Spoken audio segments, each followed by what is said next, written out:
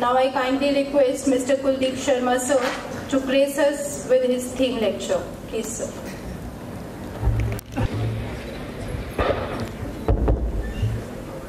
इस समय पर ब्रिंगिंग स्माइल टू फार्मर से ज़्यादा मुश्किल हो रहा है bringing smile to the students.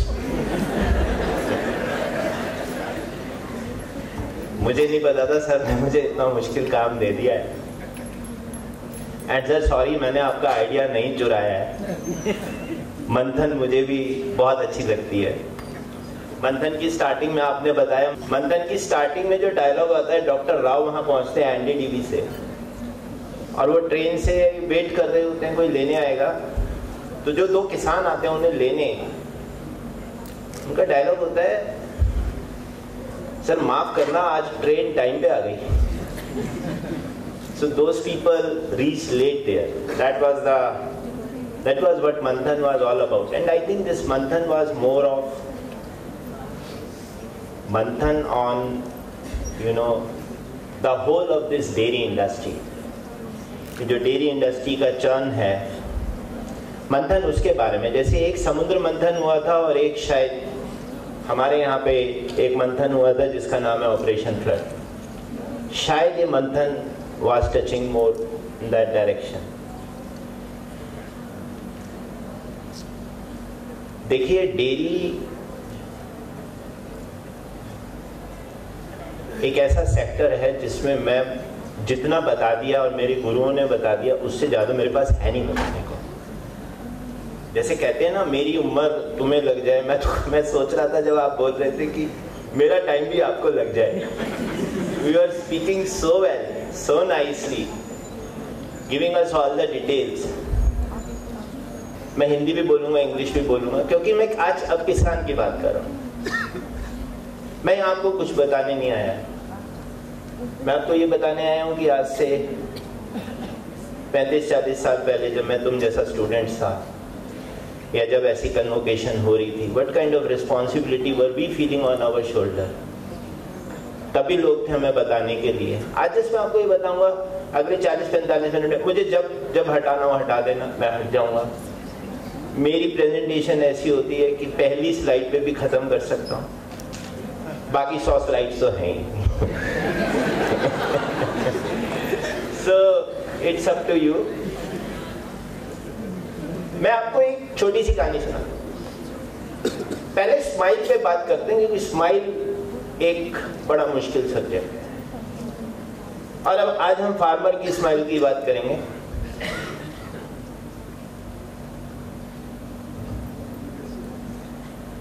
मेरे कुछ फ्रेंड्स आए थे बाहर से, हॉलैंड से। मैं गवर्नमेंट ऑफ नेदरलैंड्स के लिए काम करता था, तो जिनको मैं रिपोर्ट करता था वो मैडम की शादी हुई, हनीमून करने इंडिया आ गई और मेरे साथ उनके हस्बैंड थे। हम गाड़ी में कहीं जा रहे थे, क्रॉसिंग पे सर वो पैसे मांगने वाले आ जाते हैं। नॉक हुआ शीशे पे, शीशा नीचे किया, उन्होंने मांगना शुरू किया, हमने शीशा चला दिया।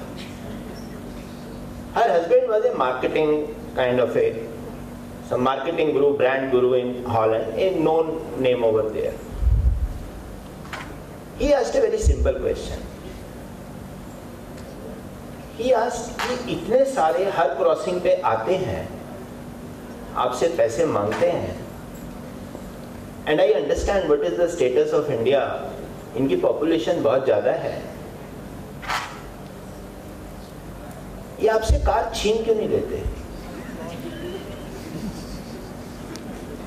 ये क्वेश्चन जैसे हम बड़े होते जाते हैं, जैसे बड़े हो रहे हैं, लग रहा है हमें लगता है हमारे पास सारे जवाब हैं। नहीं होते कई बार। मुझे समझ नहीं आया, मैं इस बात को समझ नहीं पाया कि उसने ये जो बोला है ये कितनी सही बात बोली है। ये हमसे भगा दे गाड़ी से, इतने सारे आते हैं। तो वहां पे धीरे धीरे करके जब उस पर सोचना शुरू किया तो मुझे लगा ये भारत के अंदर ना ये आदत बन गई है मेजॉरिटी ऑफ पॉपुलेशन की। और वो आदत क्या है? मेरी किस्मत में ये लिखा है, मेरी किस्मत में ये लिखा है, इसकी किस्मत में वो लिखा है, मैं ऐसे ही जीऊंगा, वो वैसे ही जिएगा, उसकी कृपा होगी तो मैं भी जी लूंगा। And this is what I call as destination oriented mindset or destiny oriented mindset. If we really want to bring smiles to the farmer, and farmer आज मेरे लिए लक्ष्मी फार्मर रहेगी, मैं इंडिया की इतनी सारी लक्ष्मी फार्मर्स आपको दिखाऊंगा, उन पे स्माइल लाने के लिए आपको सिर्फ एक स्टेप करना है, आपको डेस्टिनेशन टू एस्पिरेशन की तरफ चलना है। आज टाइम चेंज हो रहा है। आज मैं जिन लक्ष्मी फार्मर्स को आपको दिखाऊंगा वो बिंदु जैसे नहीं है, वो बिंदु का अपडेटेड वर्जन है। माइक्रोसॉफ्ट में अपडेटेड वर्जन आते हैं ना, iOS में आते हैं ना, मोबाइल पे आते हैं ना, ऐसे ही हमारी उस बिंदु, वो जो फार्मर है जो 50-60s की थी, उसके अपडेटेड वर्जन आ गए thanks to NDT. They have done a tremendous job पूरे इंडिया में। अच्छा, एक काम करना ना करना, खूब घूमना। This is my suggestion to you. बाहर जाए बिना you won't be able to know the truth. जो आपको बता दिया जाएगा आपको वही सच लगेगा। जाके सच को एक्सप्लोर करो। ये जो फार्मर है ना, सर ने बोला फार्मर वेलफेयर 2013-14 में आया, तरुण सर बता रहे थे 2016 के आसपास डबलिंग द फार्मर इनकम के ऊपर बात होने लगी। सर मैंने सोचा मैं भी डबलिंग द फार्मर इनकम पे कुछ लिखता हूँ, तो फिर मैंने कहा डबलिंग द डेयरी फार्मर पे क्यों ना लिखूं मैं। तो सर वहां पे पता चला कि I couldn't find definition of dairy farmer. There were incomes of farmer defined but there were no incomes of dairy farmers defined. That was also a very big challenge. So coming back, when we talk of these farmers or these dairy farmers, and we are talking of smile, we are not yet to reach to that level. No, but these farmers are, हमारे और farmers में सिर्फ एक difference है। क्या difference है? मैं जब भी बाजार में कुछ लेने जाता हूं, मुझे कोई प्राइस दिया जाता है तो मैं क्या बोलता हूं? नहीं भाई 100 रुपए का नहीं, 50 रुपए का दो। कोई रिक्शे वाले से बात करता हूं, नहीं भाई 50 रुपए नहीं दूंगा, 30 रुपए दूंगा। कोई सब्जी वाला है, हमारा डिस्कशन ऐसे ही होता है। And when our corporate world goes to sell something or purchase something, again at the same time they are bargaining. अब farmer को देखो, he goes into the market to buy anything, any input. He goes into the market to buy cattle feed. You know what price what he gets? He gets the same price what the other person has told him. जो सामने वाला price दे रहा है उसी पे उसे खरीदना पड़ेगा। और इंटरेस्टिंग चीज देखो, जब वो अपना माल बेचने जाता है तो at what price does he sell? जिस प्राइस पे सामने वाला खरीदेगा उसी पे उसको माल बेचना पड़ेगा।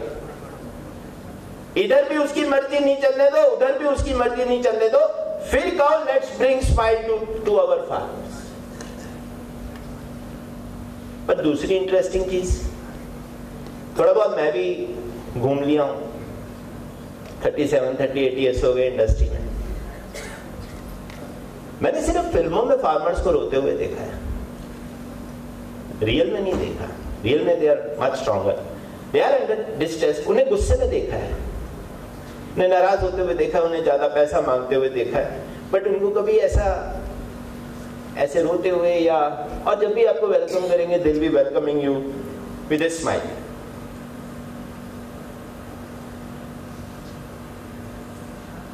ये इतना हाईटेक सिस्टम लगा हुआ है यहाँ पे, मेरी स्माइल खत्म हो गई। अच्छा सॉरी मिल गया, कीबोर्ड खो गया था, मिल गया। देखा कैसे स्माइल आई। ओके, तो ये लक्ष्मी है। अच्छा, ये लक्ष्मी डेयरी फार्मर है, इसने एक चिट्ठी भेजी है आप लोगों के लिए। अच्छा, ये उसने हिंदी में भेजी है, ये उसने इंग्लिश में भेजी है, इंग्लिश में उसकी बेटी ने ट्रांसलेट की है। बताइए कौन सी पढ़ूं? हिंदी वाली पढ़ लो।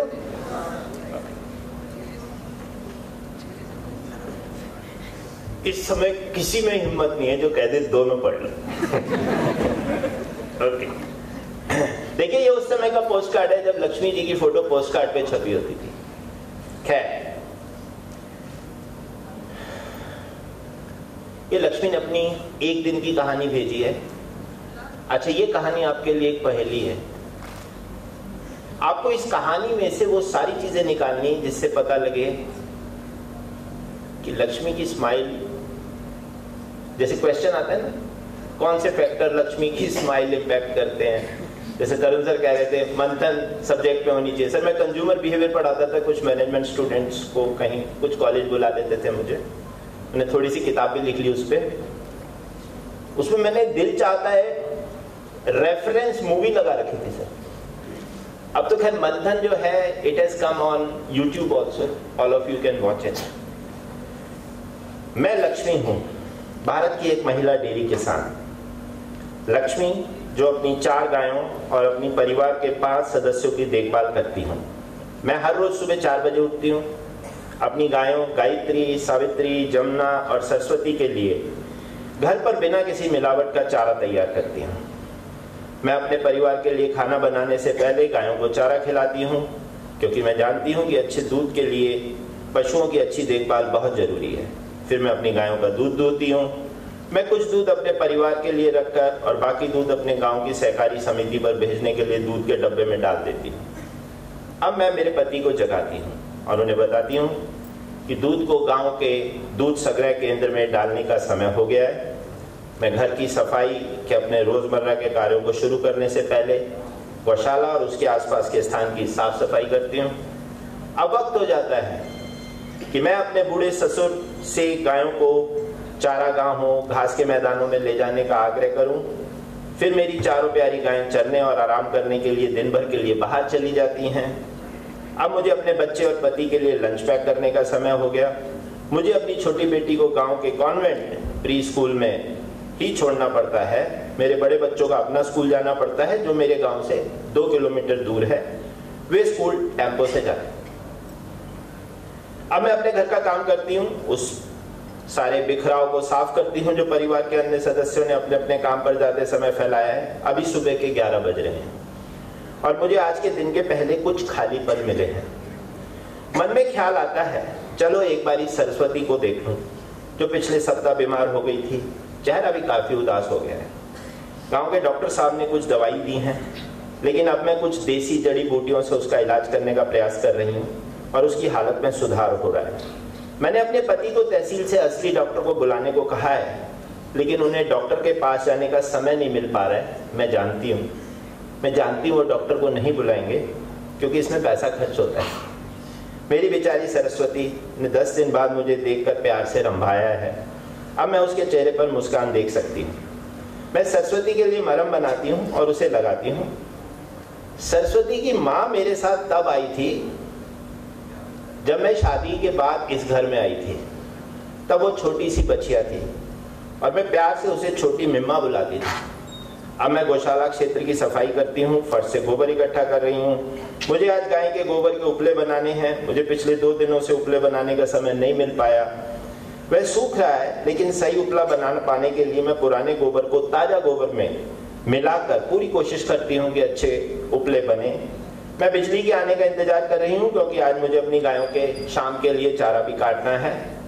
मेरी छोटी बेटी को उसके प्ले स्कूल से लेने का समय हो गया। बड़े बच्चे भी जल्दी पहुंचने वाले होंगे।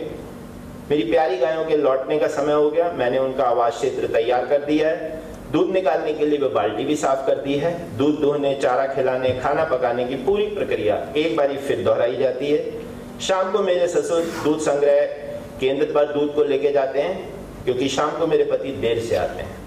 अच्छे इंसान हैं, लेकिन दफ्तर से लौटते समय रोज थोड़ा सा पीने की आदत है। गांव की कुछ महिलाओं ने गांव में शराब की दुकान को बंद करने की कोशिश की है, लेकिन दुकान का मालिक खुद प्रधान है गांव का, इसे कोई नहीं बंद करा सकता। मैंने अपने बच्चों के लिए बड़े सपने देखे हैं और मैं हमेशा भगवान से अपने परिवार और अपनी गायों की भलाई के लिए समान रूप से प्रार्थना करती हूँ। गांव में कुछ ऐसे कार्यक्रम हुए हैं जहां वे स्वयं सहायता समूहों, महिला सशक्तिकरण, लैंगिक समानता और उद्यमिता के बारे में बात करते हैं। I am talking about women empowerment, gender equality, entrepreneurship. मुझे इनमें से कोई भी समझ में नहीं आता। अच्छा, ये ऐसे शब्द हैं जो ना इंग्लिश में समझ में आते हैं ना हिंदी में। एक बारी एक बड़ा सरकारी अफसर हमारे घर आया और मुझे कोऑपरेटिव के सदस्य के रूप में नामांकित करने के लिए कहा, लेकिन जो उसने डॉक्यूमेंट्स मांगे तो ना तो मेरे पास कोई भूमि जोतने का सर्टिफिकेट या बैंक में अकाउंट था, जो उसकी प्राथमिक शर्तें होती हैं, लेकिन उसने कहा कि मेंबर तो वुमेन ही बनेगी। तो मेरे पति ने कहा कि कोई बात नहीं, और अगले ही दिन मेरे पति ने कुछ कागजों पर मेरे अंगूठे का निशान लगवाकर एक बैंक खाता खुलवाया। मैं 5वीं कक्षा तक पढ़ी थी, लेकिन बाद में मेरे माता पिता ने मुझे हाई स्कूल में नहीं भेजा क्योंकि स्कूल हमारे गांव से दूर था। मेरे भाई उन स्कूलों में गए, लेकिन मुझे और मेरी 2 अन्य बहनों को नहीं जाने दिया गया, और लड़कियां हैं। मैंने जो अंगूठा लगाया वह मेरे अंगूठे की पहली और आखिरी छाप थी, क्योंकि उसके बाद मेरे पति मुझे कभी बैंक नहीं ले गए। उन्होंने मुझे बताया यह एक संयुक्त खाता था और मुझे बैंक जाने की आवश्यकता नहीं है, क्योंकि मेरे पति आवश्यक काम खुद कर लेंगे। मैंने कभी अपने हाथ में पैसा नहीं देखा। वुमेन एम्पावरमेंट की सिर्फ एक ही डेफिनेशन है, अगर कभी कोशिश करनी पड़े उसके हाथ में पैसा रख देना, बस, बाकी सब कहानी। मुझे हमेशा अपने पति से पैसे मांगने पड़ते हैं, वह बहुत अच्छे हैं और कभी ना नहीं कहते, लेकिन वह अपने निर्णय के अनुसार पैसे देते हैं, मेरी जरूरत के अनुसार नहीं। रात के 10 बज रहे हैं और घर में सब सो रहे हैं। मेरी रसोई के कामों में अभी आधा घंटा और लगेगा। मेरी माँ ने मुझे सिखाया कि रात को कोई भी बर्तन गंदा नहीं छोड़ना चाहिए। मुझे अभी खल भी भिगोना है, जो कि सुबह मेरी गायों का चारा बनाने के लिए जरूरी है। आज अमावस्या का व्रत रखने के कारण आज बहुत अंधेरा है। हमारे परिवार के पंडित ने मुझे बताया कि अमावस्या का व्रत रखने से घर में समृद्धि आती है। ये चिट्ठी उसने आपके लिए भेजी है।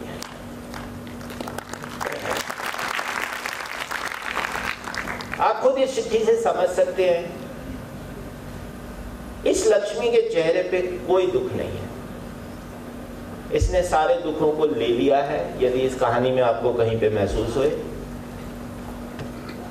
लेकिन क्या वो जो मुस्कान हमें दिख रही है, क्या वो सच्ची है? श्रीवास्तव सर, सच में कहूंगा, जिस दिन आपने मुझे टॉपिक दिया था उस दिन मुझे इस मुस्कान की फेकनेस का उतना नहीं पता था। मैं जब इस पे काम करने लगा तब मुझे लगा कि ये मुस्कान कितनी फेक है जो हम लोग कैरी करते हैं हर वक्त, इसके अंदर का कितना पेन है। तो अब देखते हैं कि इसके लिए क्या हो रहा है, क्या किया जाए। ये पोस्ट इंडिपेंडेंस की स्टोरी है, सबने बताई। और बिल्कुल तरुण सर, एक रिसर्च कहती है कि जो आपके रोल मॉडल्स होते हैं ना, जब उनके बारे में आप सोचते हो तो कुछ मिरर न्यूरॉन्स होते हैं, आप उन जैसा सोचना और करना शुरू कर देते हो। आपने 2 कैरेक्टर बोले, भोला तो मैं नहीं ला पाया लेकिन उस गांव के अंदर जो मिडिल मैन था मिश्रा जी, तो ये बिंदु को देखो, ये बिंदु भीड़ में खड़ी है, ये कंफ्यूज है, नाराज है, ये कंफ्यूज ऐसे पता नहीं है। ये वो समय है जिस समय पर कोऑपरेटिव मूवमेंट शुरू हुआ रहा था। 60s की ये कहानी होगी किसी जगह पर, जहां पे एक तरफ कोऑपरेटिव बनाने को कह रहे हैं, दूसरी तरफ ये मिडिल मैन है, ये मिश्रा जी हैं, ये प्रधान है जो कि पॉलिटिकली बहुत ज्यादा वहां पर एक्टिव हैं। इनकी वजह से ये कंफ्यूज है। अच्छा, इन दोनों के बारे में एक और बात बताऊं, हम हमेशा बोलते रहते हैं middle man, middle man, middle man. कभी हमने सोचा कि मिडिल मैन की प्रॉब्लम क्या है? जिस समय पर कहीं लॉजिस्टिक्स नहीं था, चाहे हम पोल्सन को भी बोले, जिस समय पर वो थोड़ा एक्सप्लॉइट ही तो करता है। जिस समय पर लॉजिस्टिक्स नहीं था, साधन नहीं था, उस समय पर उसने किसानों का प्रोड्यूस ले जाके, मैं दूध की बात नहीं कर रहा, सारे प्रोड्यूस की बात कर रहा हूँ, बाजार में ले जाके बेचा, उसे 2 पैसे दिए, उसके पास तो साधन नहीं थे। मिडिल मैन ने कोई बहुत खराब काम नहीं किया, लेकिन इस मिडिल मैन ने जिस तरीके से किया वो खराब है। हमें उन पहलुओं को देखना है और ये देखना है कि वो मिडिल मैन को रिप्लेस करके जो फॉर्मल सिस्टम्स आ जाए, कहीं वो भी ऐसा ही ना करने लग जाए, क्योंकि ये भी एक बहुत बड़ी जरूरी चीज है। ये सील लगा लेना, इस बात को स्टैम्प कर देना कि हाँ, ये मिडिल मैन हटके जो नया सिस्टम आया, फॉर्मल सिस्टम आया, कॉर्पोरेट सिस्टम आया, वो ये सारी चीजें नहीं कर रहा। ये देखना आपका काम है। अगर उस स्माइल को मेंटेन करना है तो ये देखना आपका काम है। मिडिल मैन पता है कहां अटैक करता है? मिडिल मैन या ये लोग जिन्होंने एक पैरेलल सप्लाई चेन के अंदर अपनी जगह बना रखी है। तो एक जगह पर ऐसा एक्सपेरिमेंट हुआ, मैं थोड़ी सी कहानियां ही जानता हूँ, वही सुनाऊंगा। एक बहुत बड़ी डेयरी ने देखा, दिल्ली के पास की बात बता रहा हूँ सर, ग्रेटर नोएडा के पास की बात बता रहा हूँ। वहां पे उन्होंने देखा कि वहां पे मार्केट रेट जो था दूध का वो तकरीबन 30 रुपए चल रहा था और उस गांव में 21-22 रुपए पे दूध खरीदा जा रहा था। वहां पे जाके उन्होंने कहा 30 रुपए पे जब मिलता है फार्मर्स को तो वो 21-22 पे क्यों बेच रहा है। उन्होंने अपना सेंटर लगा दिया। 3 महीने सेंटर लगाने के बावजूद भी on that centre they could not collect more than 30% of the milk of that particular village. And when they went deeper into it, ऐसा क्यों हुआ कि जब 30 रुपए दे रहा हूं तो लोग 22 से 21-22 रुपए वाले को ही दूध क्यों दे रहे हैं। तो पता लगा this particular fellow actually the moment you shift from him, जैसे ही आप उससे हटते हो ये उसके घर पे जाके नॉक करता है और ये फार्मर से पूछता है आज तो तू उसके यहाँ पे दूध डाल रहा है या डाल रही है, उस दिन ये कहां था जिस दिन तेरे वाइफ की डिलीवरी हो रही थी या तेरी बेटी की शादी थी, उस दिन तो मैं खड़ा था। He is directly attacking on the self esteem. जो मिनेश सर ने बात की है that there is so much to be done even now। अभी सारे विलेजेस कवर नहीं हुए, अभी सारे फार्मर्स कोऑपरेटिव के अंडर कवर नहीं हुए हैं।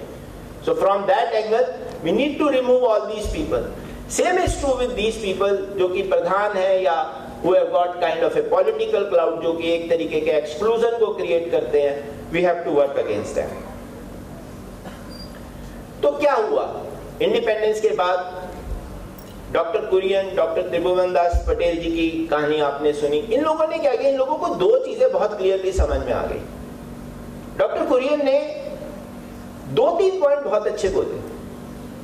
उन्होंने बेसिक थ्योरी ये दी कि सबसे पहले देखो डेयरी बिजनेस करना है ना तो वो प्रोड्यूसर इन्वॉल्व होना चाहिए उसमें, मुझे और कोई नहीं चाहिए। इसका मतलब सप्लाई चेन क्लियर हो गई कि प्रोड्यूसर के थ्रू होगा। लेकिन उनका दूसरा पॉइंट बहुत इंपॉर्टेंट था।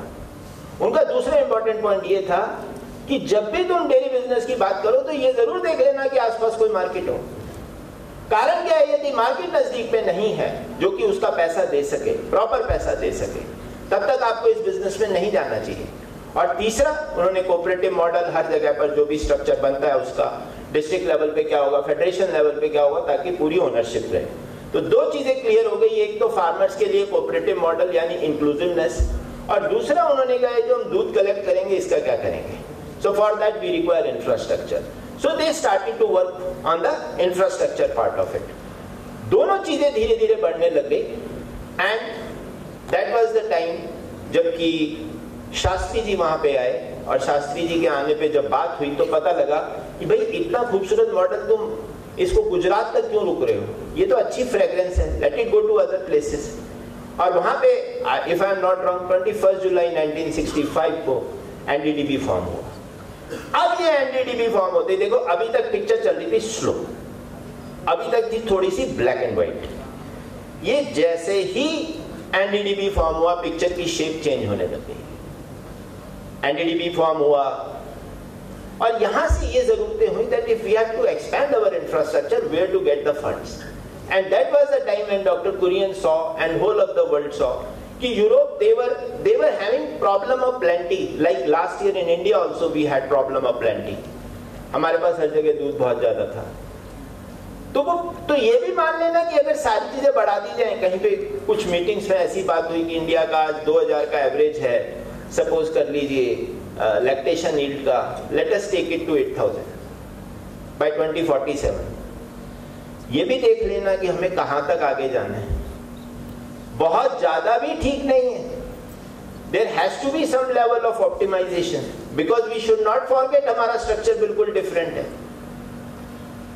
We have got an average lactation yield of around 2000 liters with around 300 million cattle, जिसमें से 100 million के आसपास मिल्क कैटल है, but with 80 million farmers। America जिसे तरुण जी कहते हैं हमारे से 50% है, तकरीबन 10,000 लीटर 10,000-10,500 लीटर के लैक्टेशन यील्ड के ऊपर they have got total of 20,500 farms only। If I look at the whole of EU, अगर पूरे ईयू को देख लेता हूं जिसकी तकरीबन 7000 लैक्टेशन यील्ड है, 28-29 कंट्री में they have got around 4,67,500 farms. हमारे देखो 8 करोड़ फार्म्स हैं। So in that particular case, our structure is entirely different. We have to decide accordingly. But infrastructure was needed at that time. And then started the Operation Flood.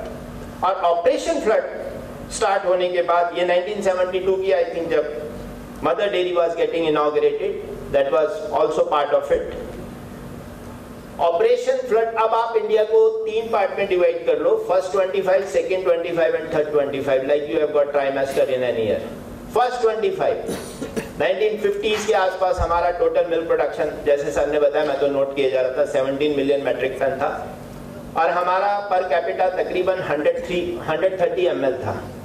72 तक आते हमारा total production हो गया 24-25 million metric ton, लेकिन हमारा पर capita drop हो गया, it got drop to 110 only, and that was the time when this programme kick started.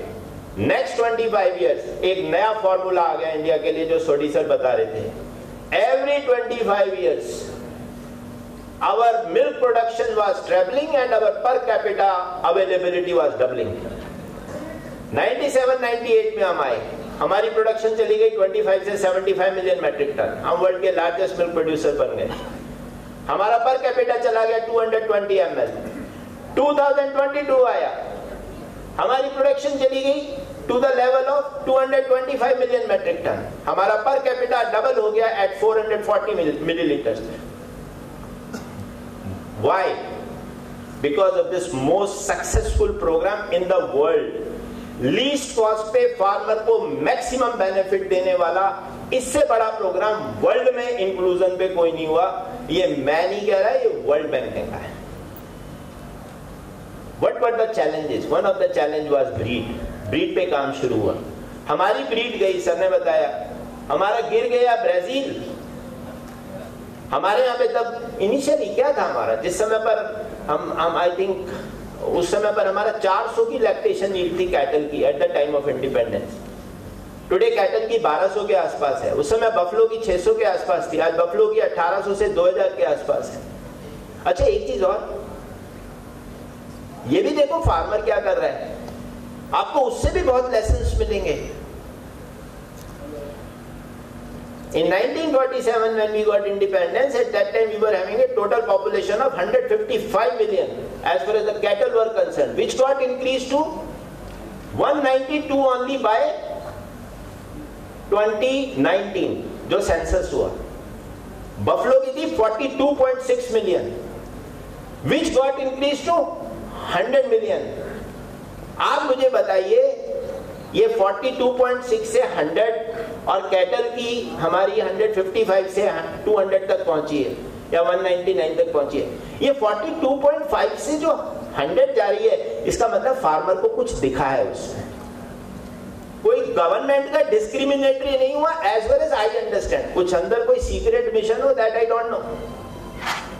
किसान को पता है उसका क्या भला हो रहा है, किस जगह हो रहा है, he'll adopt those practices। आप उसको वो एनवायरनमेंट दो, वो अपॉर्चुनिटी दो। AI became a very big issue और आज की डेट में ET आ गया है। NDDB के प्रोग्राम में ट्रेनिंग दी गई, फीड एंड फॉडर पे दी गई। Fodder is a very big challenge, sir बोल रहे थे फीड एफिशिएंसी के ऊपर। हमारे को देखना पड़ेगा कि हमारे को बेटर से बेटर, देखिए इस वर्ल्ड में मैं एक ऐसा फॉर्मूला बता देता हूँ, किसी भी पेपर में लिखे आना, पास हो जाओगे, अच्छे नंबर मिलेंगे। लगा था कि किसी बहुत इंटेलिजेंट आदमी को सुना होगा। सारी वर्ल्ड के अंदर डेयरी डेवलपमेंट तीन फॉर्मूलाज के ऊपर चली है। RRR, मैं मूवी वाली बात नहीं कर रहा, FFF एंड BBB या GGG। What is RRR? 1920 में जहां आज इंडिया खड़ा है 2000 लीटर के एवरेज पे, 1920 में यूएस वहीं खड़ा था। RRR रिकॉर्ड रिकॉर्ड रिकॉर्ड, हमारा सबसे बड़ा चैलेंज रिकॉर्ड है। इसलिए जब डिजिटलाइजेशन आती है, भारत पशुधन आता है, ये डिसरप्टिव टेक्नोलॉजीज हैं। रिकॉर्ड रिकॉर्ड रिकॉर्ड, अभी मैं आपको दिखाऊंगा रिकॉर्ड कैसे स्माइल लेके आता है। उसके बाद feed feed feed, work on feed feed feed. Sir हम आयरलैंड गए थे, इफ यू कैन रिकॉल, और शॉगस के अंदर, सॉरी सर मैं आपसे बात कर रहा हूँ, और वहां पे उनको शॉगस वालों ने क्या बोला था, जो उनका थिंक टैंक था, उन्होंने बोला हर साल हमारा टारगेट होता है, वहां तो पैस्चर बेस्ड है सारा, उन्होंने कहा हर साल हमारा टारगेट होता है हम 0.5 kg ड्राई मैटर पर केजी ऑफ ग्रास में 0.5% ड्राई मैटर पर केजी ऑफ ग्रास में हर साल बढ़ाएंगे, ताकि उसी पैस्चर के ऊपर आपको एक बेटर कन्वर्जन मिल जाए। और तीसरा G G G, genetics genetics genetics and breed. आप देखिए ना हमने कितना अच्छा काम किया उसके अंदर।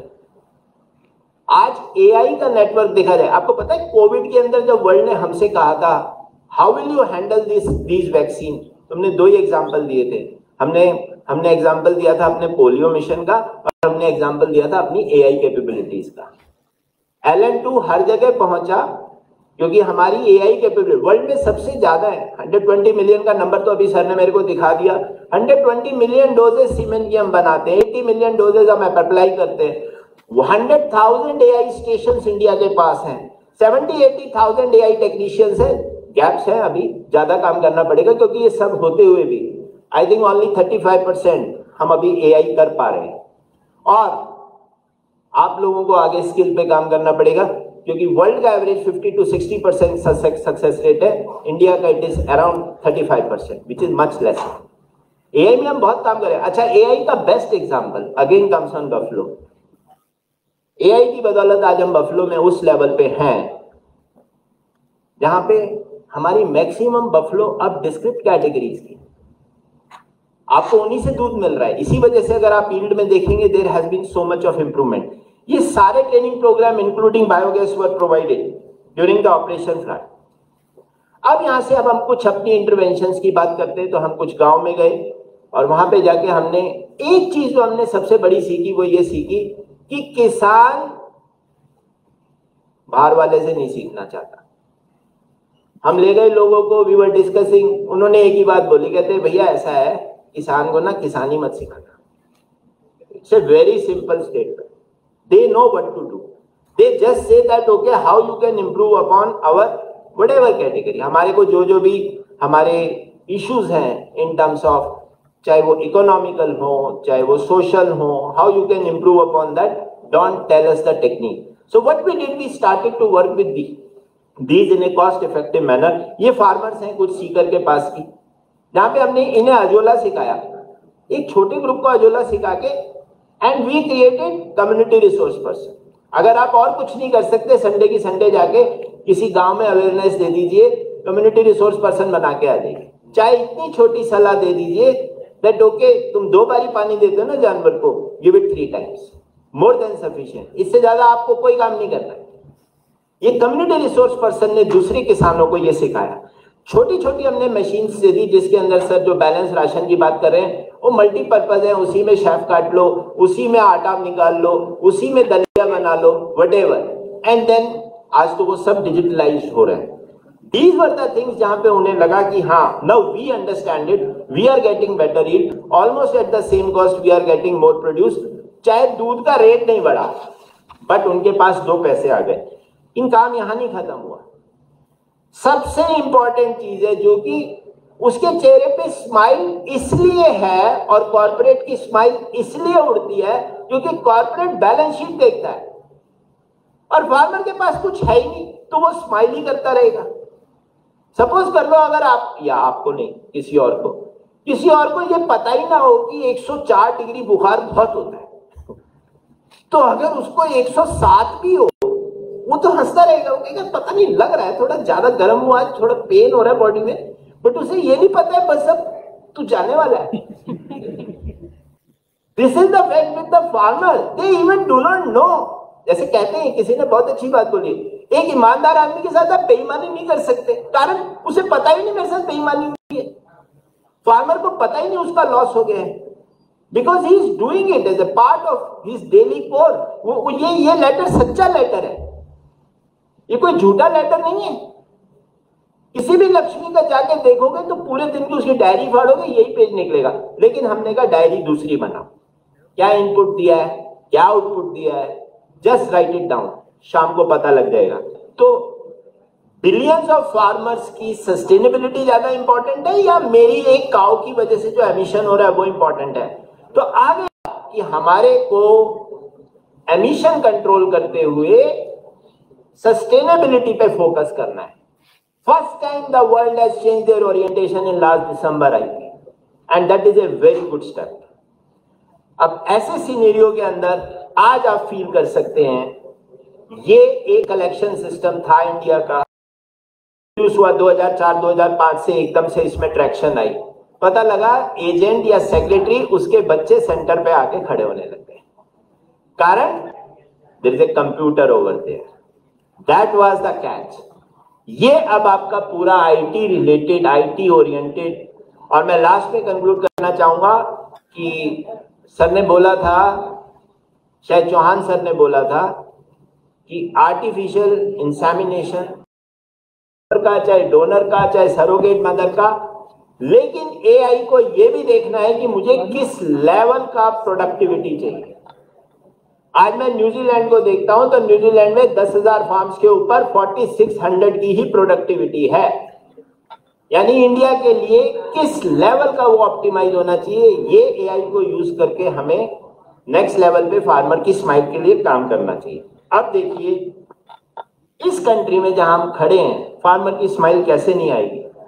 हमारी गवर्नमेंट फार्मर के साथ खड़ी है, हमारा सारा फोकस इस समय गवर्नमेंट का women farmer, dairy sector, world के अंदर सबसे बड़ा एक्सपोर्टर बनाने का सपना, लेकिन गवर्नमेंट बिल्कुल हमारे फार्मर के साथ खड़ी है। The only thing is that government is looking at us. Government अकेले कुछ नहीं कर सकती, लुकिंग एट ऑल ऑफ अस कि हम अपना कितना छोटा छोटा कंट्रीब्यूट कर रहे हैं। हम में से किसी को भी अपना 1000% कंट्रीब्यूट करने की जरूरत नहीं है। हम में से हर एक को सिर्फ 1-1% कर देंगे तो हम इतने ज्यादा हैं कि अपने आप ये स्माइल बरकरार हो जाएगी and it will return back. और देखो बिंदु की स्माइल वापस आ गई। लेकिन इसे मेंटेन करने के लिए मुझे लगता है प्रजापति सर ने मेरी स्लाइड देख ली थी, वो स्टेज पे बैठे हैं, वो बहुत सीनियर पोजीशन पे हैं। It is responsibility of all of us. Bringing smile to dairy farmer is our joint responsibility. आज जाने से पहले कोई ओथ ले या ना ले, आप ये जरूर मन में ये जरूर सोचिए कि उस स्माइल के लिए मैंने क्या करना है, या मैं क्या कर सकता हूँ या क्या नहीं कर सकता। Thank you very much for your engaging and insightful lecture. It was truly appreciated. Your delivery was both informative and enjoyable as well, especially the story of Lakshmi.